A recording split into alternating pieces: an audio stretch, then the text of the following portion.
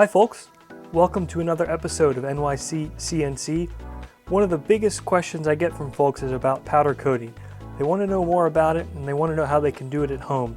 The great news is that it's very easy, and I published another video on this about a year ago. The problem is that requires you to own an air compressor. Some people don't own one, they don't want to own one, or they live in a place where it's just not convenient to have one in the noise. So today I'm going to show you how we can use this Sears powder coating system to powder coat at home without an air compressor. I believe Sears no longer sells it, but they're readily available on eBay in new or like new condition. I purchased this one for $35 and it appears that the seller had over 100 more for sale. It's a great kit. It includes the power supply, the powder coat gun, some hanging hooks, some thread plugs, and some other foam to plug up holes, as well as some high quality powder coat tape. This is high temperature tape that you can use to mask off areas when you bake your part.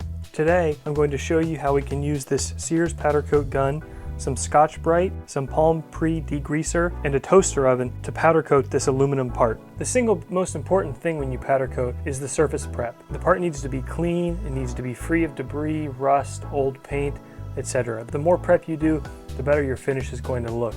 This also relates to a topic called outgassing, which if you're serious about powder coating, you can read more in this article here. This part is an aluminum part. It's got a little bit of oil residue. That'll come off fine with Palm Pre or any other type of degreaser. But first and foremost, I need to deburr these edges.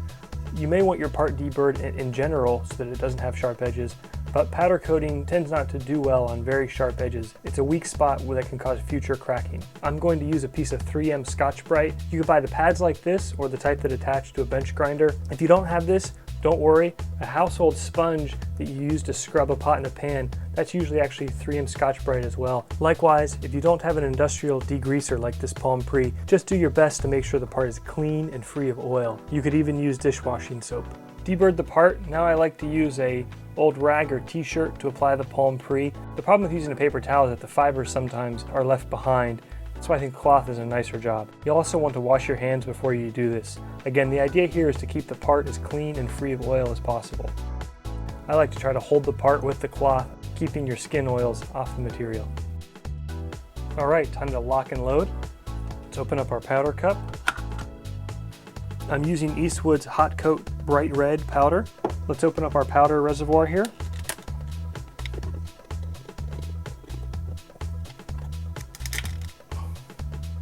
Next thing we're going to do is preheat the part.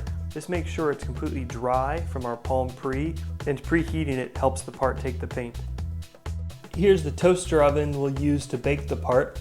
You'll notice I've got it upside down, and this works great when you want to hang the part.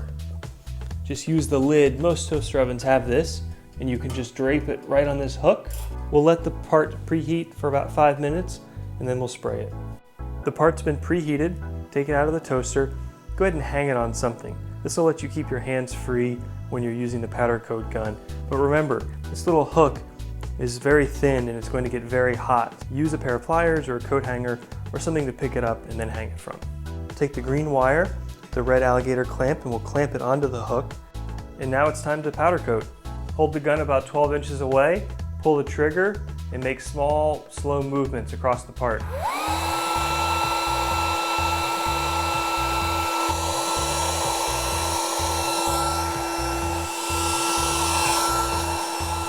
Okay, here's the part, just as we finished applying the paint.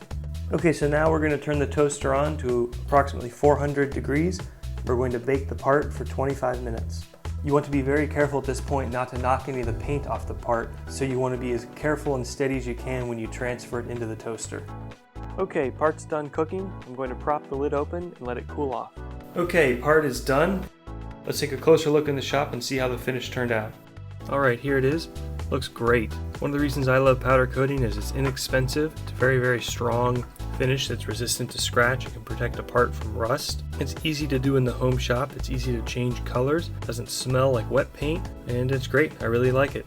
And before we go, I wanted to show you a couple sources if you'd like to do this on your own. Here are a few websites and resources for more information on powder coating. First off, here's the eBay page for the Craftsman Powder Coating system.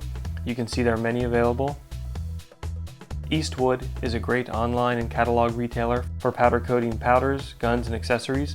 They have sample kits of powder, which are also great if you're looking to experiment with a lot of different colors. And finally, Columbia Coatings is an online retailer. I actually haven't used them, but I've heard a lot of great things. Be sure to check them out. If you've enjoyed this video, please comment below, give it a thumbs up, subscribe, or share with your friends. Otherwise, that's all for now, folks. Thanks.